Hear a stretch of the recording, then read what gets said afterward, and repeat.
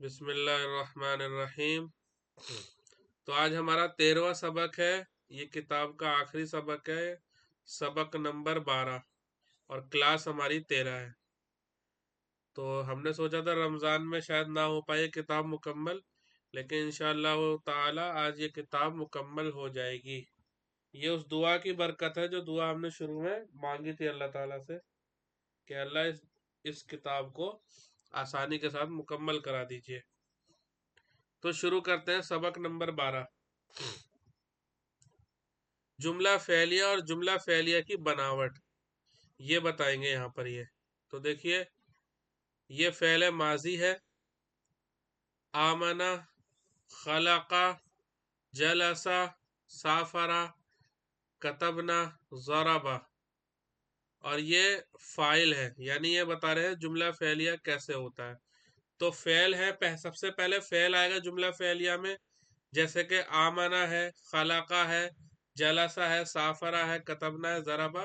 فعل ماضی ہو چاہے فعل مضارع ہو، سب سے پہلے فعل آتا ہے جملہ فعلیہ میں، اس کے بعد فاعل آتا ہے، جیسے کہ الناس فاعل ہے، اس کے بعد مفعول آتا ہے اگر مفعول کی ضرورت ہے تو۔ یعنی میں نے آپ کو پچھلے سبق میں بتایا تھا کہ دو طریقے کے افعال ہوتے ہیں، ایک ہوتا ہے فعل لازم، ایک ہوتا ہے فعل متعدی۔ فعل متعدی کسے کہتے ہیں؟ جس میں آبجیکٹ ضروری ہو، اور فعل لازم جس میں آبجیکٹ کی ضرورت نہ ہو۔ تو فعل لازم میں فاعل پر بات پوری ہو جائے گی، آبجیکٹ کی ضرورت نہیں پڑے گی، مفعول کی ضرورت نہیں پڑے گی، مفعول کو آبجیکٹ کہتے ہیں اور فاعل کو سبجیکٹ کہتے ہیں، ٹھیک ہے۔ تو یہاں پر ہے آمن الناس بمحمد، یعنی آمنہ کا مطلب ہوتا ہے ایمان لانا، الناسو سبجیکٹ ہے، یعنی ان کے بارے میں بات ہو رہی ہے۔ ایمان لانے کا کام کس نے کیا؟ الناسو، الناس نے کیا، تو اس لیے وہ سبجیکٹ ہے کیونکہ ان کے بارے میں بات ہو رہی ہے، ان پر انہوں نے جو ہے اس کام کو انجام دیا، کس کام کو؟ ایمان لانے کے کام کو۔ اور بی محمدن یہ آبجیکٹ تو نہیں ہے لیکن یہ جار مجرور ہے، تو جار مجرور جو ہے وہ متعلق بنتے ہیں، متعلق یعنی ایک حرف جر ہے، اس کے بعد ایک مجرور آ جائے، حرف جر کے بعد اسم آئے گا تو جار مجرور مل کے یہ متعلق بنتے ہیں، یعنی ان کا جو ہے نا ریلیشن ہوتا ہے فعل کے ساتھ، فعل کے ساتھ ان کا کیا ہوتا ہے؟ ریلیشن ہوتا ہے۔ تو آمن الناس بمحمد، یا پھر یہ کیا کرتے ہیں کہ مزید اس کے بارے میں کچھ بتانا ہو تو اس کے لیے آتے ہیں، جیسے مثال کے طور پہ میں کہوں زید دلی میں رہتا ہے، یا پھر ہاں دلی میں رہتا ہے، اور اب یہاں پر بات مکمل ہے لیکن میں مزید بتانا چاہوں کہ زید دلی میں رہتا ہے ہندوستان کے ملک میں، تو میں نے یہ مزید بتا دی۔ تو یہ ملک میں جو میں نے کہا نا، یہ میں نے یہاں پریپوزیشن لگا کے، اور میں نے بھی یہ حرف جر وغیرہ لگا کے اردو میں، اور میں نے یہ بول دیا کیونکہ میں یہ جو ہے اگر اس کو ترجمہ کریں گے تو یہ پریپوزیشن ہی بنے گا جو حرف جر ہے، ٹھیک ہے۔ تو آمن الناس بمحمد، تو یہاں پہ کیا ہوگا؟ اگر فاعل ہے فعل کے بعد تو وہ آئے گا، فاعل کے بعد مفعول آئے گا، اور مفعول کے بعد متعلق آئے گا یعنی جار مجرور، یا پھر ظرف آئے گا۔ ظرف، ظرف کیا ہوتا ہے؟ ظرف کہتے ہیں جو کسی وقت کو بتائے یا کسی جگہ کو بتائے، یعنی اس کے اندر جو مطلب ہوگا نا، اس کے اندر جو مطلب ہوگا یا تو اس کے اندر کوئی زمانہ ہوگا، ٹھیک ہے، یا پھر کسی جگہ کا معنی ہوگا۔ تو دیکھیے ابھی ظرف بھی آ رہا ہوگا، جیسے خلق اللہ السماء قبل آدم، ٹھیک ہے، خلق فعل ہو گیا، اللہ فاعل ہو گیا، السماء مفعول ہو گیا۔ تو دیکھیے خلق فعل یعنی کیا کام ہوا؟ خلق بنانے کا کام ہوا، پیدا کرنے کا کام ہوا، کس نے کیا؟ فاعل نے کیا، فاعل کون ہے؟ اللہ، ٹھیک ہے، اللہ نے کیا، کیا کیا؟ بنانے کا کام، پیدا کرنے کا کام۔ خلق اللہ اللہ نے پیدا کیا یا اللہ نے بنایا، السماء کسے بنایا؟ کام کس چیز پر ہوا؟ آسمان پر، السماء مفعول بن گیا وہ۔ فاعل اور مفعول کی پہچان یہ ہے کہ فاعل مرفوع ہوتا ہے یعنی اس پر پیش آتا ہے، اور جو مفعول ہوتا ہے منصوب ہوتا ہے اس پہ زبر آتا ہے۔ تو دیکھیے خلق اللہ اللہ پر پیش ہے، السماء اس پر زبر ہے، تو دیکھیے یہ ہو گیا مفعول، یعنی اللہ نے آسمان کو بنایا قبل آدم، آدم علیہ السلام سے پہلے۔ اب یہ ہو گیا ظرف۔ اب یہ بتائیے کون سا ظرف ہے، آپ اندازہ لگائیے، خود سے بتانے کی کوشش کیجئے کون سا ظرف ہے یہ۔ میں نے ابھی آپ کو ظرف کی تعریف بتائی تھی نا، آپ کے حساب سے کون سا ظرف ہے یہ؟ ظرف زمان، کیونکہ یہ بتا رہا ہے کہ یہاں پہ وقت کی بات ہو رہی ہے، آدم علیہ السلام کی جو ہے مطلب ان کو بنانے سے پہلے کی بات ہے، تو زمانہ یہاں پہ مراد ہے، تو یہ ظرف زمان ہے۔ تو ظرف آ جاتا ہے، ظرف بھی فعل سے متعلق ہوتا ہے، ٹھیک ہے؟ تو اس کو جب ترکیب ورکیب کریں گے نا آگے چل کے آپ، تو آپ کو یہاں پہ اس کا فائدہ معلوم ہوگا کہ یہ ظرف بنا رہے ہیں، جار مجرور ہے، فعل فاعل ہے، یہ کیوں ہے، ٹھیک ہے؟ اس سے آپ جملے کا پوسٹ مارٹم کر سکتے ہیں، تاکہ آپ کو سمجھ میں آئے کہ ترجمہ کیسے کیسے ہو رہا ہے، اسے کہتے ہیں ایویلویٹ کرنا۔ جلس زیدن، تو جلس زیدن، اب یہاں مفعول کی ضرورت نہیں، تو یہاں پہ کیا ہوگا، متعلق لے آئیں گے، یعنی جار مجرور۔ جلس زیدن علی الکرسی، زید بیٹھا کس پر، کرسی پر، ٹھیک ہے؟ زید بیٹھا کس پر، کرسی پر۔ اچھا، جار مجرور اس لیے بھی لے کر آتے ہیں کیونکہ ڈائریکٹ کوئی آبجیکٹ نہیں ہوتا ہے، تو جار مجرور سے اس کو آبجیکٹ بنا دیا جاتا ہے، یعنی وہ حرف جر کا آبجیکٹ بن جاتا ہے ایک طریقے سے، اور اس کا آبجیکٹ ہونے کی وجہ سے پھر یہ ورب کا بھی آبجیکٹ ہو جاتا ہے۔ اصل یہ ہے، یعنی جب جار مجرور ہے، یہ ہے پریپوزیشن۔ اگر انگلش میں اگر آپ دیکھیں گے تو پریپوزیشن کے بعد جو بھی ورڈ آتا ہے اسے پریپوزیشن کا آبجیکٹ بتاتے ہیں، ٹھیک ہے؟ تو ویسے ہی عربی زبان میں بھی یہ جو حرف جر کے بعد آ رہا ہے یہ بھی آبجیکٹ ہے پریپوزیشن کا، اور پریپوزیشن کا آبجیکٹ ہونے کی وجہ سے جو مین ورب ہے اس میں اس کا بھی آبجیکٹ بن جائے گا یہ، یعنی اس سے متعلق ہو کے فعل سے ہی اس کا لینا دینا ہوگا آخر میں۔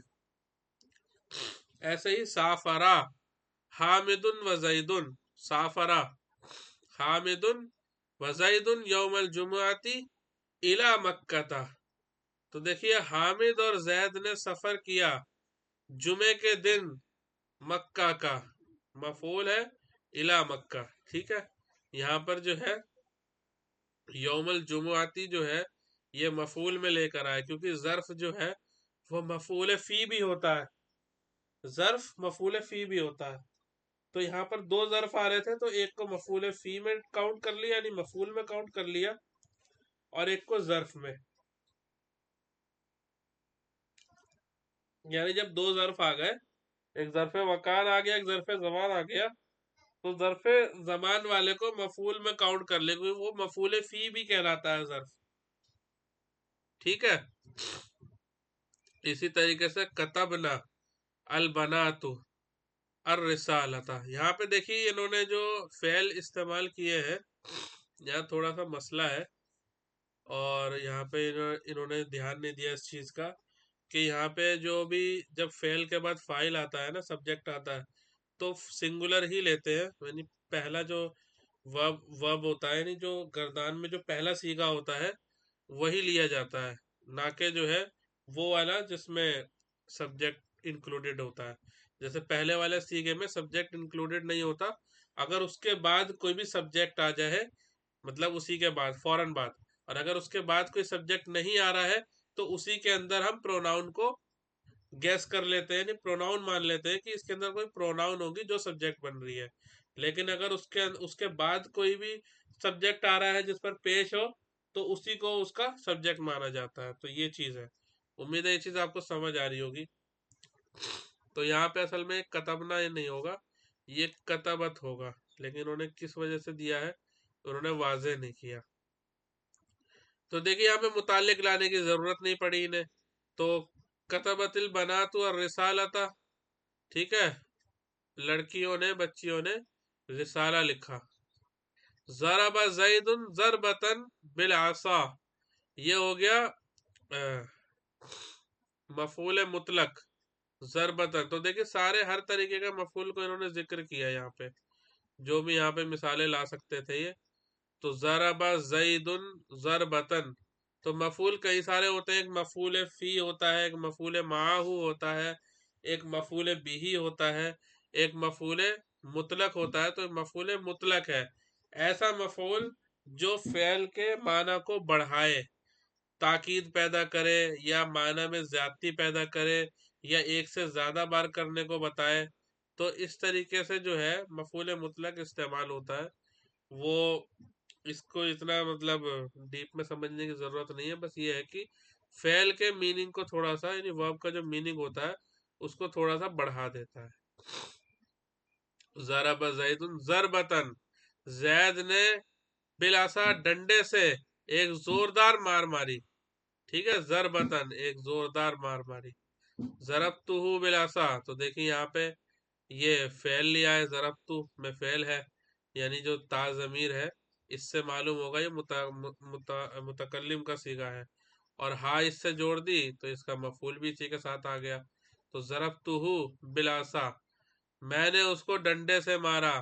نصرہ زید بالمال، زید نے اس کی مال سے مدد کی. سلمت علی المدرس، میں نے ٹیچر کو سلام کیا. تو اس طریقے سے مثالیں ہیں.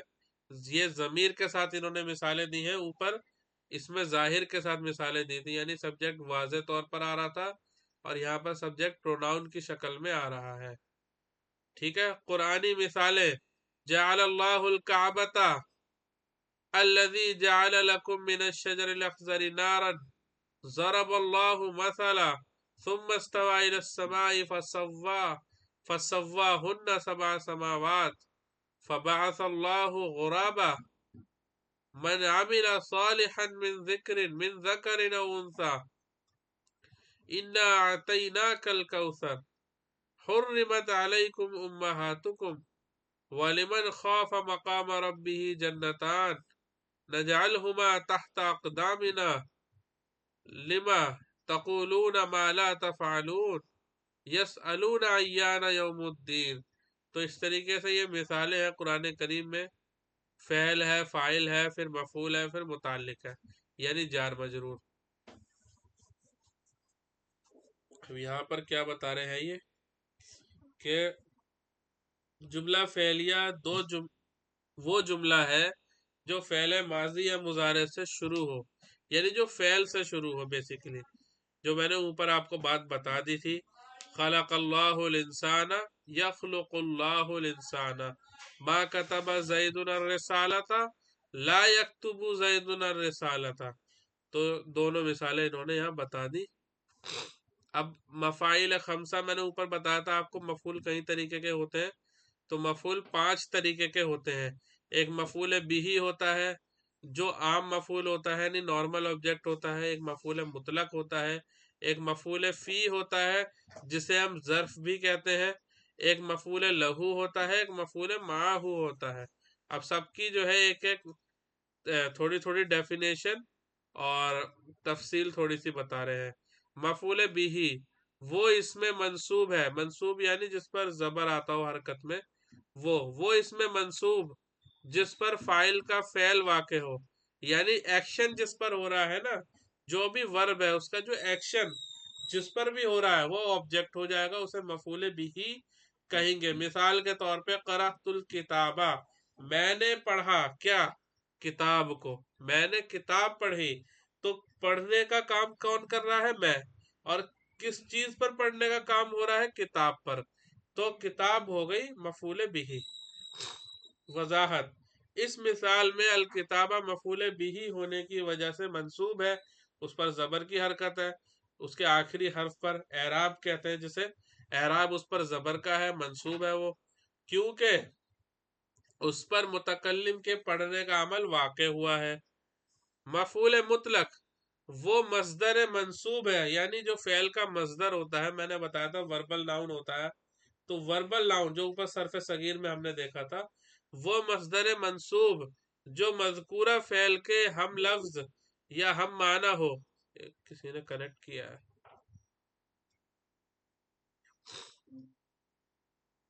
ٹھیک ہے، تو مفعول مطلق وہ مصدر منصوب جو مذکورہ فعل کے ہم لفظ یا ہم معنی ہو اور فعل کے بعد اس کی تاکید یا عدد بیان کرنے کے لیے ذکر کیا جائے.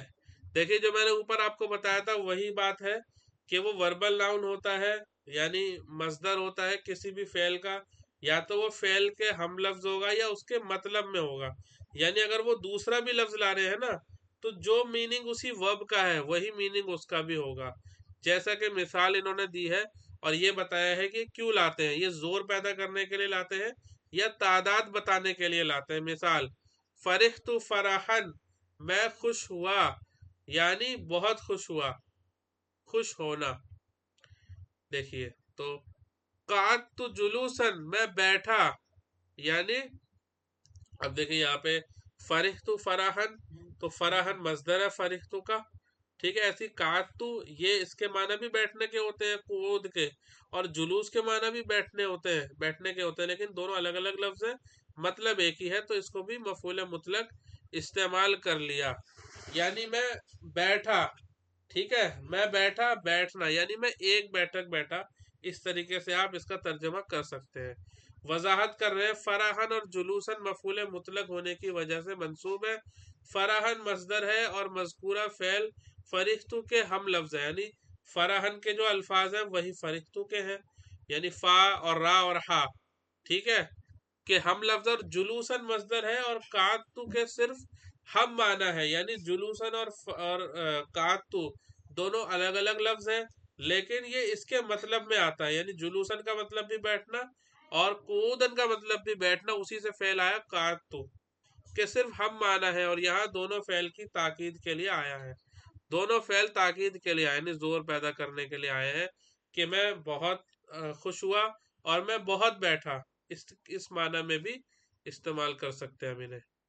تو مفعول فی وہ اسم ہے جو بتقریر فی، یعنی جس میں فی کو مقدر اور پوشیدہ مانا جاتا ہے، منصوب ہو، یعنی فی کو چھپا دیں گے تو اس پر زبر دے دیں گے تو یہ ہو جائے گا مفعول فی. یعنی اگر اسے فی کو اگر آپ داخل کر لیں تو وہ مجرور ہی ہوگا ہمیشہ، لیکن فی کو کیونکہ ہٹا دیتے ہیں اس وجہ سے اس کو منصوب کر دیا جاتا ہے. اور فعل کا وقت یا جگہ بتانے کے لیے ذکر کیا جائے. مفعول فی کو ظرف بھی کہتے ہیں. مثال سافر لیلن، اس نے رات کو سفر کیا. مشا میلن، وہ ایک میل چلا. تو دیکھیں لیلن اور میلن یہ دونوں کیا ہے، یہاں پر مفعول فی ہے. یعنی کیا ہوتا ہے اصل ترجمہ، سافرا فی لیلن اور مشا فی میلن، تو یہ ہوتا ہے اس کا اصل معنی، یعنی اگر یہ لفظ فی کے ساتھ ہوتا تو. وضاحت لیلن اور میلن مفعول فی ہونے کی وجہ سے منصوب ہے. لیلن فعل کا وقت اور میلن جگہ بتانے کے لیے ذکر ہوا ہے.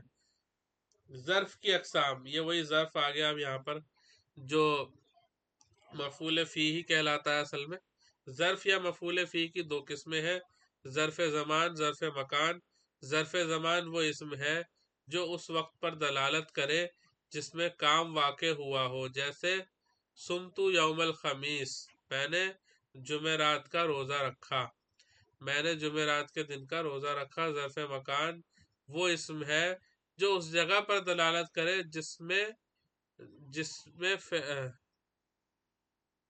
جس میں کام لکھنا چاہ رہے ہوں گے، جس میں کام واقع ہوا ہو، جیسے جلستو تحت الشجرۃ، میں درخت کے نیچے بیٹھا.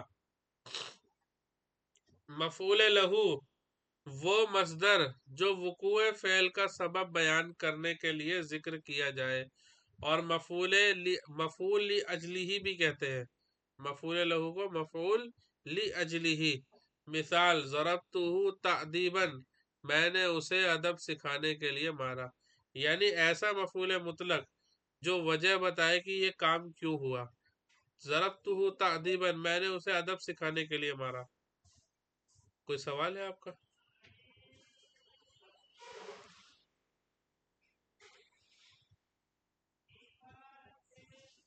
اب آپ مائک میوٹ کر لیجئے اپنا. وضاحت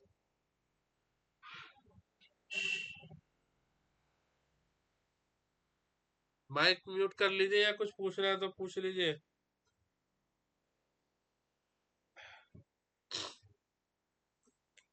کن کا مائک کھلا ہوا ہے؟ یہ مائک میوٹ کیجئے آپ اپنا.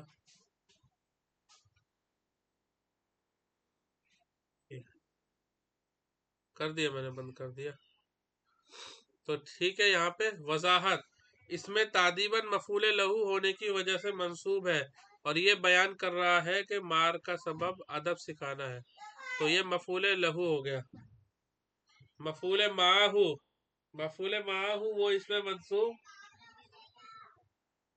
جو واو کے بعد، یعنی واو پہ زبر ہو، اس کے بعد جو بھی آئے گا اور وہ ماں کے معنی میں ہوگا، وہ کیا کرے گا؟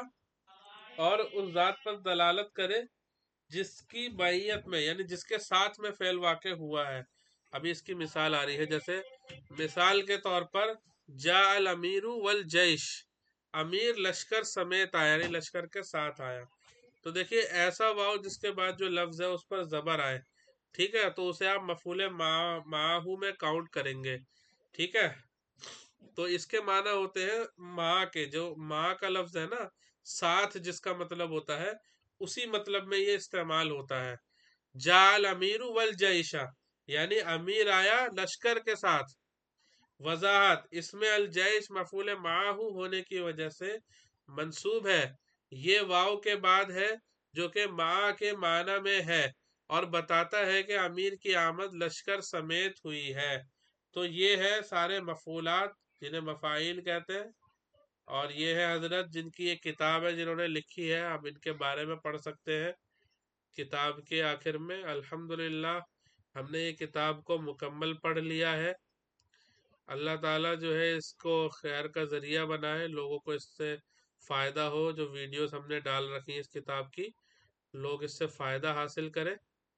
اور کوئی سوال ہے تو پوچھ سکتے ہیں. اور ہماری یہ رمضان کا جو کورس ہے الحمدللہ آج مکمل ہو گیا.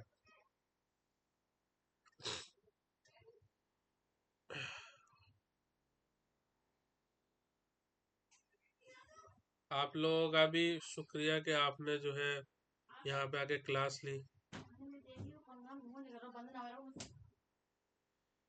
ٹھیک، وآخر دعوانا الحمدللہ رب العالمین.